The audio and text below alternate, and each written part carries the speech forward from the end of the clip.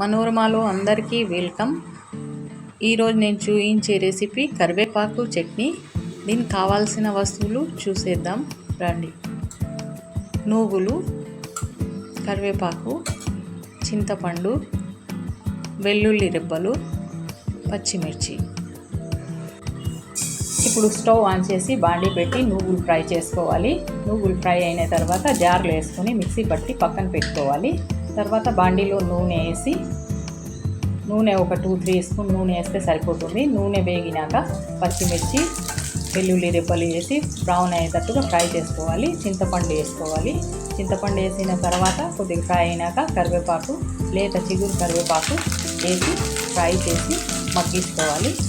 Fry చేసుకుంటా మగ్గించుకోవాలి. తర్వాత మూత పెట్టి ఒక 5 నిమిషాలు మగ్గించుకుంటే నువ్వులు ఫస్ట్ గ్రైండ్ చేసుకున్నాం కదా, దాంట్లోనే కరివేపాకు ఫ్రై, చట్నీకి కావాల్సినంత వాటర్, సాల్ట్ వేసుకొని గ్రైండ్ చేసుకో. కావాల్సినంత సాల్ట్, వాటర్ వేసుకొని గ్రైండ్ చేసుకుంటే కరివేపాకు చట్నీ రెడీ. కరివేపాకు చట్నీ రైస్లో నెయ్యి వేసుకొని తింటే ఎంతో రుచిగా ఉంటుంది. రైస్నే కాకుండా ఇడ్లీ, దోశ అన్నిట్లో ట్రై చేయొచ్చు.